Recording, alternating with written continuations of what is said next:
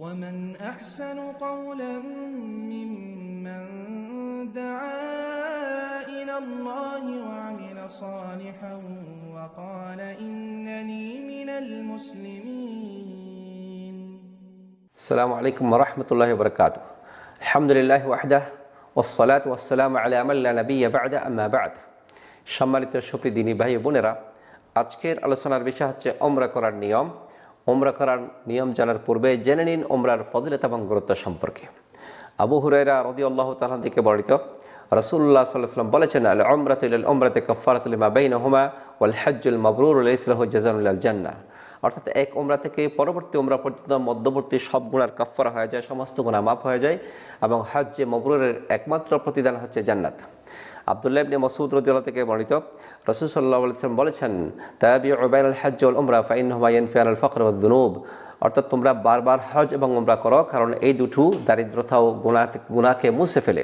অর্থাৎ হজ করলে, উমরা করলে আপনার দারিদ্রতা দূর হবে, অভাব দূর হবে, গুনাহ মাফ হয়ে যাবে। যে কোনো আমল কবুল হওয়ার পূর্বে দুটি শর্ত আদায় করতে হয়। এক নম্বর হচ্ছে ইখলাস, আল্লাহকে খুশি করার জন্য আপনাকে ইবাদত করতে হবে, আপনার নামাজ, রোজা, হজ, যাকাত সকল ক্ষেত্রে, এমনকি উমরা হজের ক্ষেত্রে সকল ক্ষেত্রে। দ্বিতীয় নম্বর শর্ত হচ্ছে রাসূল সাল্লাল্লাহু আলাইহি ওয়াসাল্লামের তরিকা মতো হতে হবে, নবীর সুন্নত মতো হতে হবে। এই দুটি শর্ত পূরণ করলে আপনার যে কোনো আমল কবুলযোগ্য হবে। প্রিয় বন্ধুগণ, উমরার ক্ষেত্রে মূলত চারটি কাজ করতে হবে। এক নম্বর হচ্ছে ইহরাম, দুই নম্বর হচ্ছে তাওয়াফ, তিন নম্বর হচ্ছে সাই, চতুর্থ নম্বর হচ্ছে মাথা মুন্ডন বা চুল ছোট করা। এহরাম হচ্ছে নিয়ত দুখুল নুসুক, অর্থাৎ হজ অথবা উমরায় প্রবেশ করার নিয়তকে এহরাম বলা হয়। এহরাম করতে হবে মিকাতে। মিকাত হচ্ছে কাবা শরীফের চতুর্দিকে পাঁচটি স্থান রয়েছে, সেগুলো হচ্ছে মদিনাবাসীর জন্য যুলহুলাইফা, সিরিয়াবাসীর জন্য জুহফা, নজদবাসীর জন্য কালনুল মানাজিল, ইয়ামানবাসীর জন্য ইয়ালামলাম এবং ইরাকবাসীর জন্য জাতে ইরাক। এই চারটি স্থান থেকে যে কোনো স্থান দিয়ে আপনাকে উমরা করার জন্য প্রবেশ করতে হবে এবং মনে রাখতে হবে এহরামের কাপড় পরেই আপনাকে এই জায়গাতে অতিক্রম করতে পারবেন। যদি আকাশপথে থাকেন তাহলে ক্যাপ্টেনের পক্ষ থেকে যখন ঘোষণা করা হয় যে এখনই আমরা মিকাত অতিক্রম করছি, তখন সেখানে আপনি এহরামের নিয়ত করবেন, অর্থাৎ উমরার নিয়ত করবেন। মনে রাখতে হবে উমরাকারী এহরাম ছাড়া মিকাত অতিক্রম করতে পারবে না। এহরাম বাঁধার অর্থ হলো এহরামের কাপড় পরে উমরার নিয়ত করা। উমরাকারী মিকাতে পৌঁছার পর প্রথমত গোসল করবেন, নখ চুল কেটে নেবেন, তারপর সম্ভব হলে শরীরে সুগন্ধ লাগাবেন, অতঃপর এহরাম পরবেন। এহরামের দুটি কাপড় পরতে হবে, দুটাই সেলাইবিহীন হতে হবে, লুঙ্গি এবং চাদর। এহরামের কাপড়ে সুগন্ধি লাগাবে না। মেয়েরাও যে কোনো কাপড় পরিধান করতে পারবে, তাদের জন্য কোনো ধরনের শর্ত নেই। পুরুষরা যে কোনো রঙের পরতে পারে, তবে সাদা রঙে সর্বোত্তম, সেটাই ভালো বেশি। এবং এহরাম কাপড় পরিধান করে যদি আতরের স্থির থাকে তাতে কোনো অসুবিধা নেই। এর পক্ষে দলিল হচ্ছে আয়েশা রাদিয়াল্লাহু তাআলা বলেছেন যে নবী সাল্লাল্লাহু আলাইহি ওয়াসাল্লাম যখন ইহরাম করতে চাইতেন তখন নিজের কাছে সবচেয়ে ভালো যে সুগন্ধিটি আছে সেটা তিনি ব্যবহার করতেন।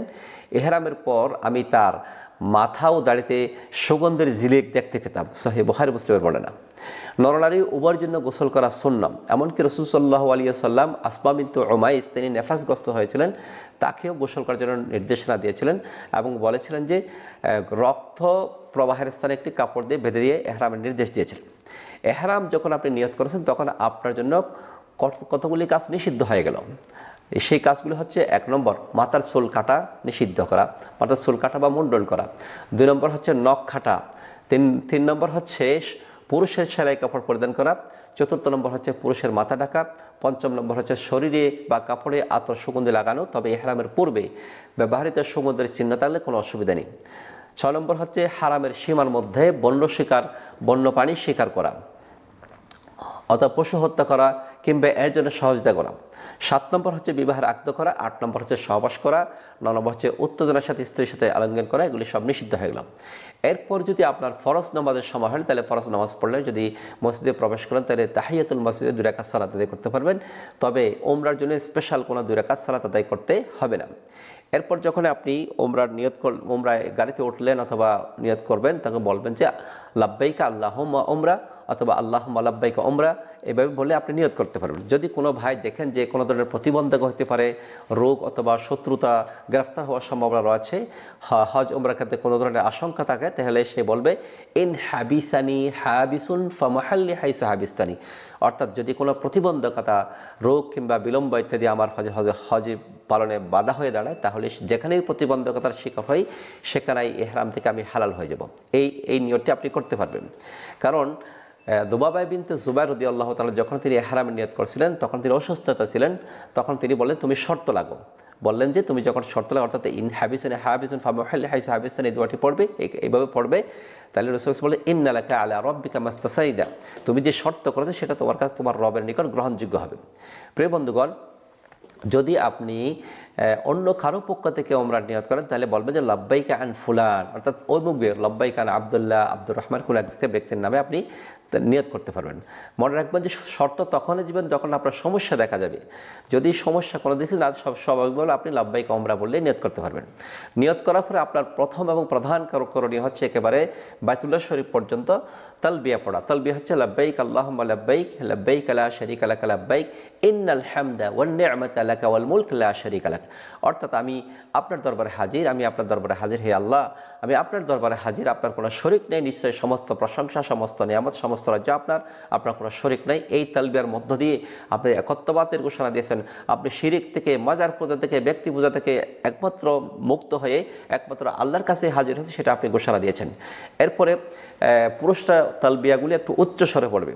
নবী সাল্লাল্লাহু আলাইহি ওয়াসাল্লাম বলেছেন যে আতানি জিবরিল ফাআমারানি আন আমুর আসহাবি ওয়া মান মাই আন ইয়ারফা আসওয়াতাহুম, অর্থাৎ তিনি জিবরাইল আলাইহিস সালাম আমাকে নির্দেশ দিলেন যে আমার সাহাবাদেরকে, সাথীদেরকে যেন আমি উচ্চস্বরে তলবিয়া পড়ার নির্দেশ দিই। এজন্য উচ্চস্বরে তলবিয়া পড়া পুরুষদের জন্য সুন্নাহ, মহিলারা নিম্নস্বরে নিম্নস্বরে পড়বে, যে সে কানে যতটুকু শুনে সেভাবে পড়বে। ওমরার ক্ষেত্রে ইহরামের শুরু থেকে তওয়াফ পর্যন্ত তলবিয়া পড়ার বিধান রয়েছে। তলবিয়া পড়াই সুন্নাহ, অন্য কোনো কাজ না করে সবচেয়ে আমল হচ্ছে তলবিয়া পড়া। যখন আপনি মক্কায় প্রবেশ করলেন তখন গোসল করা সুন্নাহ। সহিহ মুসলিমে বর্ণনা আছে রাসূলুল্লাহ সাল্লাল্লাহু আলাইহি ওয়াসাল্লাম যখন মক্কায় প্রবেশ করেছেন তখন গোসল করছিলেন। দ্বিতীয় নম্বর করণ হচ্ছে তাওয়াফ করা। পবিত্র কাবার চারপাশে দাঁড়িয়ে আছে মসজিদে হারামের উচ্চ বিল্ডিং, এই বিল্ডিংয়ের যে কোনো দরজা দিয়ে আপনি মসজিদে হারামের ডান পা দিয়ে প্রবেশ করুন এবং এই দোয়াটি পড়ুন বিসমিল্লাহি ওয়াসসালাতু ওয়াসসালামু আলা রাসূলিল্লাহ আল্লাহুম্মা ইফতাহ লি আবওয়াবা রাহমাতিকা। এই দোয়াটা পড়ে আপনি হারামে প্রবেশ করুন। যখন একেবারে কাবা শরীফের সামনে চলে আসবেন তখন একেবারে আপনার দুটি কাজ করতে হবে। এক নম্বর হচ্ছে তাওয়াফের শুরু থেকে শেষ পর্যন্ত ইস্তিবা করা।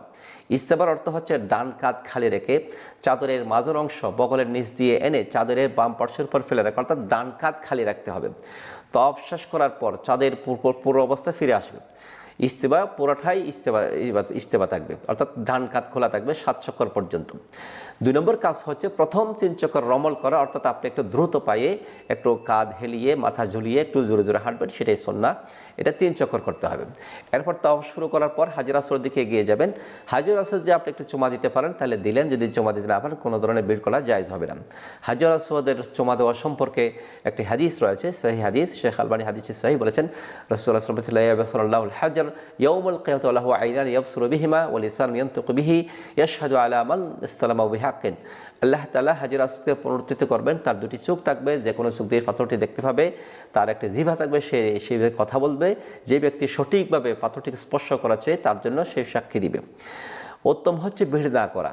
এই জন্য ওমর রাদিয়াল্লাহু তাআলা আনহুকে রাসূল সাল্লাল্লাহু আলাইহি ওয়াসাল্লাম বলেছে, ইয়া ওমর ইন্নাকা রাজুলুন কাউইয়্যুন লা তুযাহমিল আল হাজর ফাতুযিব যায়ীফা ইন ওয়াজাদতা খালওয়াতান ফাস্তালিমহু। হে ওমর, তুমি শক্তিশালী মানুষ, হাজর আসওয়াদের নিকট ভিড় করে দুর্বল মানুষকে কষ্ট দিও না। যদি ফাঁকা পাও তবে স্পর্শ করো, নচেত হাজর আসওয়াদের মুখোমুখি হয়ে শুধু তাকবীর বলবে। এটা হলো সুন্নাহ। এবং তখন আপনি তাওয়াফ শুরু করবেন, এই সভায় শুরুতে একটি দোয়া পড়া সুন্নাহ, যদি আপনার মুখস্থ থাকে বলবেন আল্লাহুম্মা ঈমানান বিকা ওয়া তাসদীকান বিকিতাবিকা ওয়া ওয়াফান বিআহদিকা ওয়া ইত্তিবা'আন লিসুন্নাতি নাবিকা মুহাম্মাদিন সাল্লাল্লাহু আলাইহি ওয়াসাল্লাম। অর্থাৎ হে আল্লাহ, আপনার প্রতি আমরা ঈমান এনে আপনার কিতাবের প্রতি বিশ্বাস রেখে আপনার প্রতিশ্রুতি পূরণ করে আপনার রাসূলের সুন্নাতকে অনুসরণ করে আমি তাওয়াফ শুরু করছি। এইভাবে আপনি তাওয়াফ শুরু করবেন। তাওয়াফ যখন শুরু করবেন যে কোনো দোয়া পড়েন, স্পেশাল কোনো দোয়া নাই। অনেকেই এক চক্কর এক একটি দোয়ার কথা বই লেখা আছে, এই ধরনের কথা, এই ধরনের দোয়াগুলি স্পেশাল নাই, এগুলি বেদাত হবে যদি আপনি এভাবে করেন। বরং আপনি যে কোনো দোয়া পড়েন, আপনার যেটা মুখস্থ আছে, তসবিহ বলেন, তাহলিল করেন, আলহামদুলিল্লাহ, কোরআন তিলাওয়াতে যে কোনো কিছু জায়েজ রয়েছে। যখন আপনি 3য় নম্বর রুকনে অর্থাৎ রুকন ইয়ামানিতে পৌঁছবেন তখন সেটা স্পর্শ করা সুন্নাত। স্পর্শ করার রুকন ইয়ামানি হাজর আসওয়াদের আগের কোণ থেকে হাজর আসওয়াদ কোণা পর্যন্ত এই মাঝখানে একটি দোয়া পড়া সুন্নাহ। দোয়াটা হচ্ছে রব্বানা আতিনা ফিদ দুনিয়া হাসানা ওয়া ফিল আখিরাতি হাসানাতাও ওয়া কিনা আযাবান। হে আল্লাহ, হে আমাদের রব, আমাদেরকে দুনিয়াতে কল্যাণ দান করুন, আখিরাতে কল্যাণ দান করুন। এভাবে দোয়া পড়া সুন্নাহ। এরপরে যখনই হাজর আসরের পাশ দিয়ে অতিক্রম করবেন তখনই হাজর আসর অভিমুখ করে আপনি দ্বিতীয় চক্করে বিসমিল্লাহ আল্লাহু আকবার বলে তাওয়াফ শুরু করবেন। মনে রাখবেন যে সংখ্যা 60টি হতে হবে। যদি অনেকেরই সন্দেহ থেকে যায় 60টি হয়েছে না 8টি হয়েছে, তাহলে আপনি 60টিই ধরবেন। যদি 6টি হয় 7টি হয়েছে তারপরে আপনি 6টি দোকানে আরেকটি বাড়ি দিতে পারবেন, এটাই সুন্নাহ। যদি আপনার সাথীদের হাতে সাথে আলোচনা করে কয়টা হয়েছে সেটা দেখে নেবেন।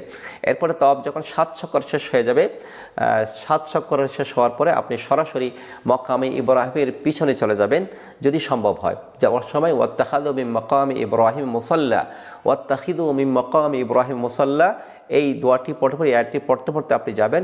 যাওয়ার পরে সেই মাকামে ইব্রাহিমের পিছনে দুই রাকাত সুন্নাত আদায় করবে। সেই 2 রাকাত সুন্নাহ।